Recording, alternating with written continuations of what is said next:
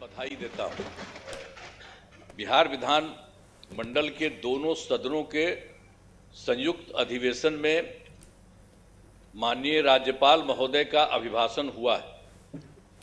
मैं बिहार विधानसभा के उन सभी माननीय सदस्यों को धन्यवाद देता हूं जिन्होंने माननीय राज्यपाल के अभिभाषण में भाग लिया है।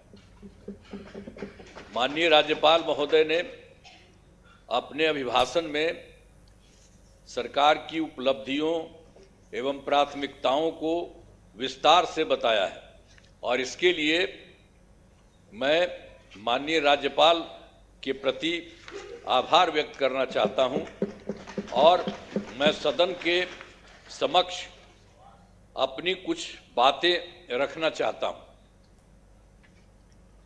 अब ये जानिए, आप सब जानते हैं कि 24 नवंबर 2005 को पहली बार एनडीए की सरकार बनी थी और तब से राज्य में कानून का राज है और हम लगातार 20 वर्षों से विकास के काम में लगे हुए हैं।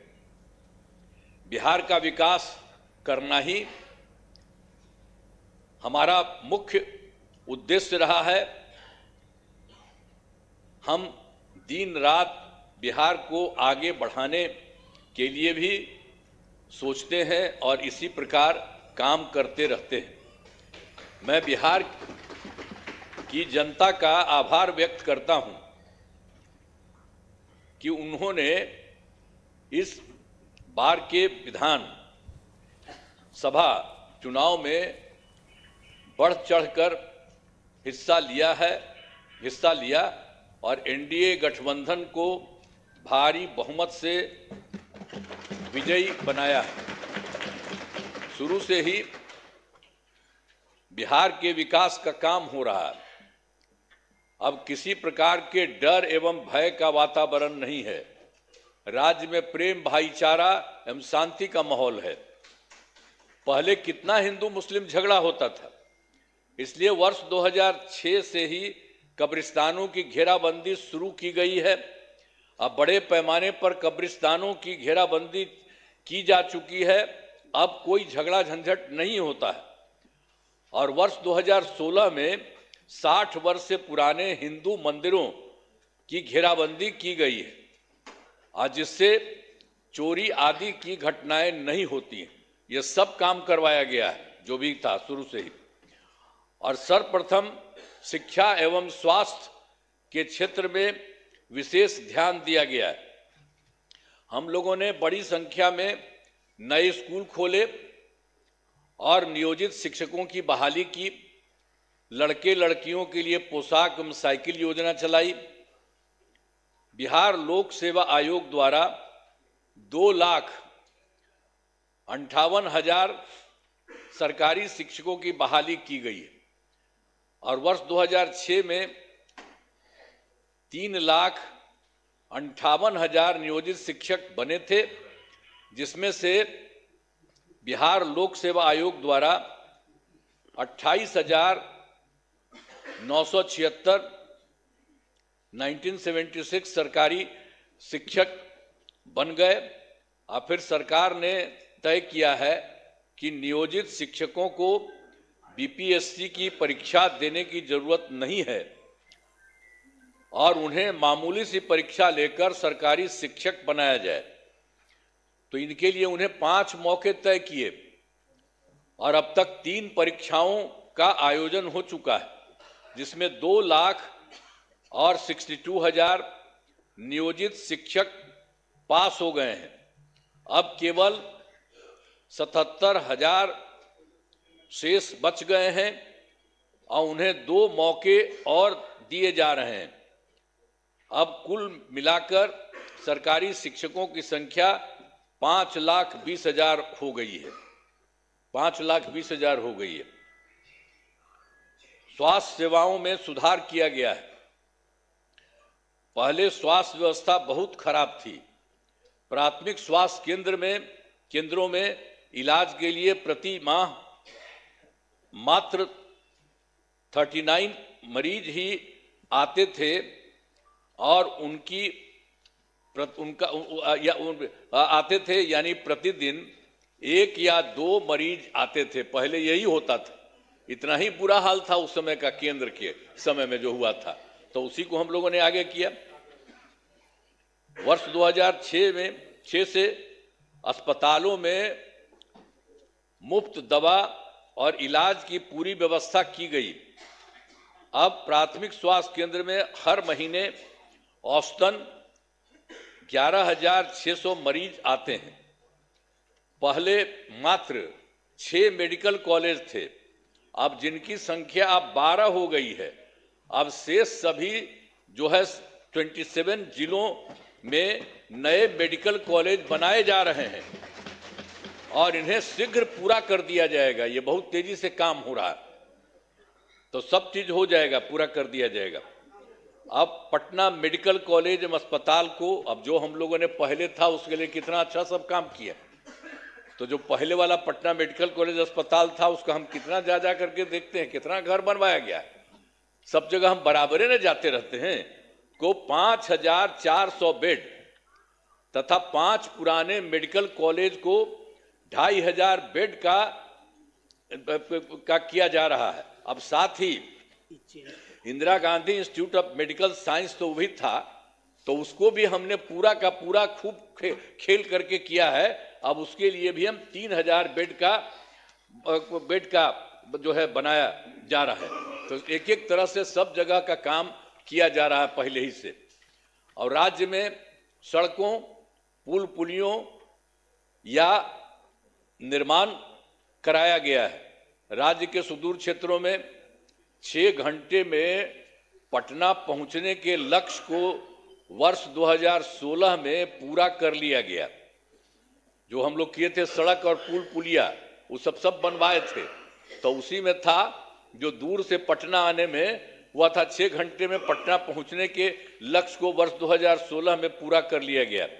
अब जो है राज्य में बड़ी संख्या में सड़कों और पुल पुलियों, रेल ओवर ब्रिज, बाईपास एवं एलिवेटेड रोड का निर्माण किया गया है, जिससे लगभग 5 घंटे में सबसे दूर वाले क्षेत्र से पटना पहुंचना संभव हो गया है। ये सब काम हो रहा है। इसे और बेहतर करने का प्रयास जारी है। इसके लिए 5 नए एक्सप्रेस वे सड़कों का निर्माण एवं प्रखंड मुख्यालयों को जोड़ने वाली सड़कों का 2 लेन चौड़ीकरण किया जाएगा।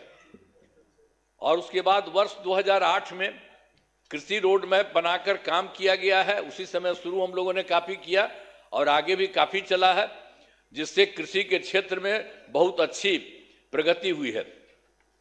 अनाज, फल, सब्जी, दूध, अंडा, मांस और मछली उत्पादन काफी बढ़ गया है।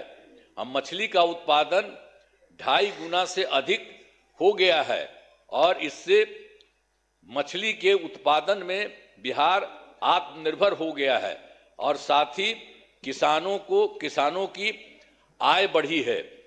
वर्तमान में चौथे कृषि रोड मैप जो हुआ वर्ष 24 से 2025, उसी को हम लोग करवा दिए। जो शुरू हुआ था 18 में, तो 12 तो शुरू था और उसके बाद और बढ़ाए 5, और एक बार और 5 से ज्यादा बढ़ा और उसके बाद फिर बढ़ा दिए। तो इतना ज्यादा काम हो रहा है, इसलिए आप लोगों को सब चीज हम बता दे रहे हैं कि काफी काम हुआ है। तो हर तरह से सब जगह से हो रहा है पूरे तौर पर। अब जो कुछ भी हो रहा है इसके लिए हम लोग पूरा का पूरा काम हो रहा है। अब वर्तमान में चौथे कृषि रोड मैप वर्ष 2024 से 2019 जो हमने बता दिया उसका किए हैं के तहत योजनाओं पर तेजी से काम हो रहा है। और वर्ष 2015 में 7 निश्चय के तहत आर्थिक हल, युवाओं को बल, आरक्षित रोजगार, महिलाओं का अधिकार, तीसरा हर घर तक बिजली, और चौथा हर घर नल का जल, पांचवा हर घर शौचालय, छठा टोलों को पक्की सड़कों से जोड़ने तथा सातवां अवसर बढ़े आगे बढ़े का काम किया गया है। और वर्ष 2018 में ही हर घर बिजली पहुंचा दी गई है। सरकार द्वारा शुरू से ही बहुत सस्ती दर पर बिजली दी गई है और अब जो है अब लगभग सभी घरेलू उपभोक्ताओं को बिजली मुफ्त दी जा रही है, अब कुछ नहीं है। और उसी के बाद सरकार की तरफ से उनका जो घर है उनके इच्छुक लोगों के घरों पर सोलर लगवाए जाएंगे सरकार की तरफ से, उनको बहुत फायदा होगा। ये सब काम किया जा रहा है। और वर्ष 2020 में 7 निश्चय 2 के तहत युवा शक्ति बिहार की प्रगति, दूसरा है सशक्त महिला सक्षम महिला, तीसरा है हर घेर तक सिंचाई का पानी और चौथा है स्वच्छ गांव समृद्ध गांव सोलर स्ट्रीट लाइट, पांचवा है स्वच्छ शहर विकसित शहर और छठा है सुलभ ये संपर्कता तथा सातवां है इसके लिए स्वास्थ्य सुविधा टेली मेडिसिन एवं बाल हृदय योजना। सभी पर काफी काम हुआ है और जो भी काम बचे हैं उन्हें शीघ्र पूरा किया जाएगा। ये सब हो जाएगा सब चीज का। और आप जानते ही हैं 2020 में और काम किए थे। 7 निश्चय 2 के तहत ही महिलाओं के लिए 10 लाख नौकरी और 10 लाख रोजगार देना शुरू किया। तो एक तो हो गया 10 लाख युवाओं को सरकारी नौकरी हो चुकी है, लेकिन जो हम लोग 10 लाख रोजगार की बात किए उसका तो एकदम सीधे धीरे बढ़ते बढ़ते अब 40 लाख लोगों को रोजगार दिया जा चुका है। तो आप सोचिए 10 20 न था, तब 10 और 40 होकर के 50 हो गया। दोनों को मिलाकर 50 लाख युवाओं को सरकारी नौकरी का रोजगार दे दिया है। अब अगले 5 वर्षों के में हम लोगों ने तय कर दिया है कि 1 करोड़ युवाओं को नौकरी एवं रोजगार देने का लक्ष्य रखा गया है। इस पर तेजी से काम होगा। तो ये जो 10 लाख युवाओं का सरकारी नौकरी है ये भी और आगे बढ़ेगा। तो ये सब हम कर रहे हैं। अगली बार 5 साल के लिए हम लोग कर दिए हैं कि उसके लिए हम लोग पूरा करेंगे 1 करोड़ युवाओं का। तो ये सब होगा। और फिर महिलाओं के लिए वर्ष 2006 में पंचायती राज संस्थाओं एवं वर्ष 2007 में नगर निकायों में महिलाओं के लिए 50% आरक्षण से शुरुआत की गई। अब तक 4 चुनाव हो गए हैं। सब कुछ शुरू में कर दिए थे हम लोगों ने कर दिए थे 16 में पंचायती राज संस्थाओं में और 7 में किए थे नगर निकायों में और सबको महिला का 50% कर दिए। वो सब तो है ही और उसका 4 चुनाव उसके अलावे भी चल रहा है, वो बहुत अच्छा हुआ। और वर्ष 2013 से पुलिस में 35% आरक्षण दिया है हम लोगों ने। अब जान लीजिए अब बिहार पुलिस में महिलाओं की संख्या देश में सबसे अधिक है। और वर्ष 2016 से महिलाओं को सभी सरकारी नौकरियों में 35% आरक्षण दिया जा रहा। पहले बिहार में स्वयं सहायता समूह की संख्या बहुत कम थी, वो पहले बड़ा खराब था, तो इसीलिए हम लोगों ने किया। वर्ष 2006 में विश्व बैंक से कर्ज लेकर राज्य में स्वयं सहायता समूह का गठन किया और उसका नाम हम लोगों ने जीविका दिया। जीविका दीदी भी कहते हैं। और कितना बढ़ा हुआ, अब स्वयं सहायता समूह की संख्या बढ़ गई और जीविका दीदियों की संख्या 1 करोड़ 40 लाख हो गई। अब इसके बाद हम लोगों ने 2024 में भी किया कि शहरी क्षेत्रों में भी नहीं होता है वो भी हो। अब शहरी क्षेत्रों में स्वयं सहायता समूह का गठन हो रहा। अब जान लीजिए कि इसमें